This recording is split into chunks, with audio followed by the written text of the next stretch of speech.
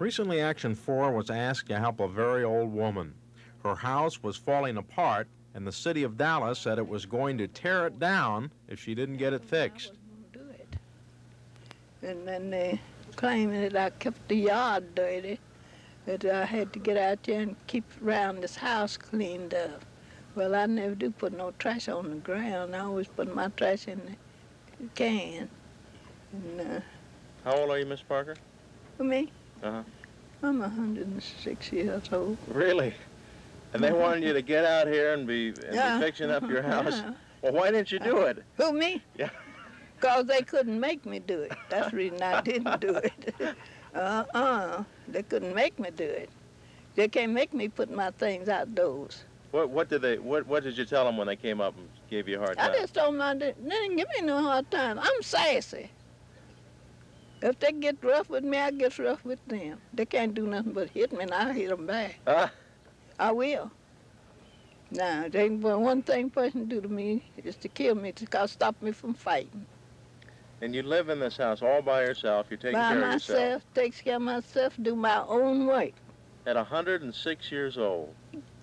Oh, man, you ought to see me when I got just 100.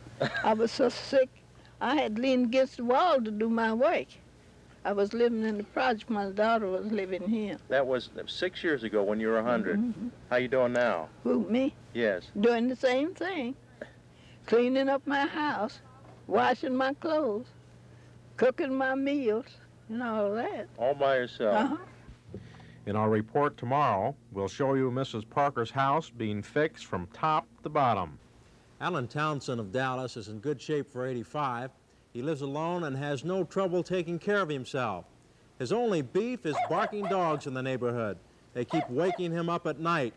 Townsend showed me the way he has been dealing with the problem. Kind of bang on this gong about the only thing you can do, just raise up the window and put this gong in the window and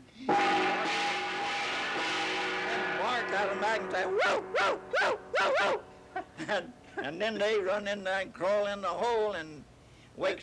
Does it work? Yeah, it worked. As you might imagine, it works for about 5 minutes, and then the dogs bark back. So Action 4 asked the Society for the Prevention of Cruelty to Animals to investigate. An investigator served a notice for violation of barking dogs. Meanwhile, Mr. Townsend stretched out and relaxed while telling me how he feels about dogs. Now, it isn't that I don't like dogs, but a barking dog, I don't think he's worth the powder and lead to shoot him with. They just sit out there and bark at the moon. If they haven't got anything else to bark about, they bark because the moon isn't shining. Well, if you have a problem nipping at you, write to me, Glenn Lloyd, 400 North Griffin Street, Dallas, Texas. The Andrew Hewitt family of Dallas had hundreds of bumblebees nesting in an old rug in their garage. The bees just wouldn't leave the family alone, as I soon found out firsthand.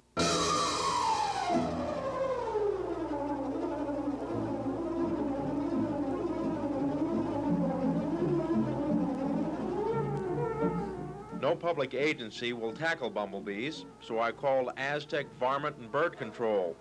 Fay Hawkins of Aztec has an electronic invention that zaps away rat problems almost overnight. He wanted to see if his invention would exterminate bees, too. You have to be a brave man to be in your business, don't you? You got to be left-handed. Left-handed men never got paid to think. Oh, here they come. They're coming out of there now, and they're dying like flies. I mean, can you see them in there? You see them? Yeah. Up there? There's the only one that's got free so far.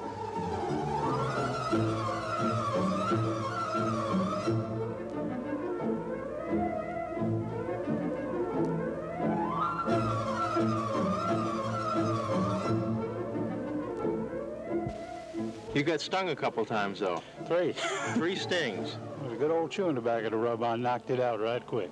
Mr. Hawkins, thank you so much for coming out here and helping. Appreciate it. It was a pleasure. If you have a problem, write to me at Action 4, 400 North Griffin Street, Dallas, Texas. Parkland Hospital in Dallas asked Action 4 to tell you they are in short supply of blood for their premature babies. They're trying to find individuals or groups to adopt the blood needs of each baby. Well, she was very, very sick at first, and had to have multiple blood transfusions because we were doing so many blood tests on her to check her oxygen in her blood system and everything, that if we wouldn't have had blood to transfuse Susan with, you know, she might not be here today.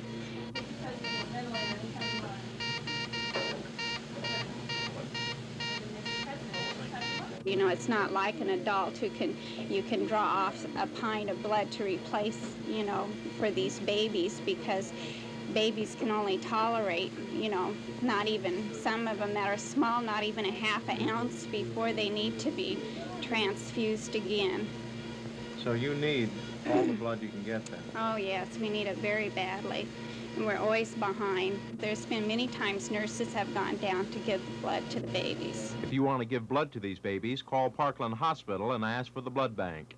I see part of the therapy here are music boxes and baby talk. Yes, right. Oh, they need that desperately. You know, they're just like any other baby that has to have a lot of love to grow. Give blood, call Parkland Hospital. With a problem, write to Action 4, 400 North Griffin Street, Dallas, Texas. Last week, we told of the need for blood to keep premature babies alive at Parkland Hospital. Many people responded, including Kathy Milano and Lori Carter, who are friends.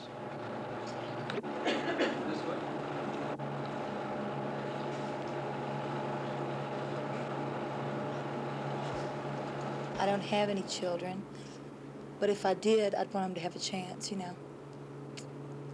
I'd want them to have some kind, if they needed anything, I would want people to respond to that.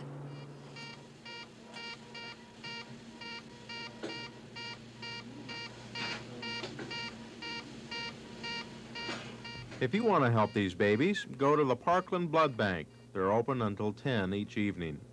And if you're having a problem, write to me at Action 4, 400 North Griffin Street, Dallas, Texas.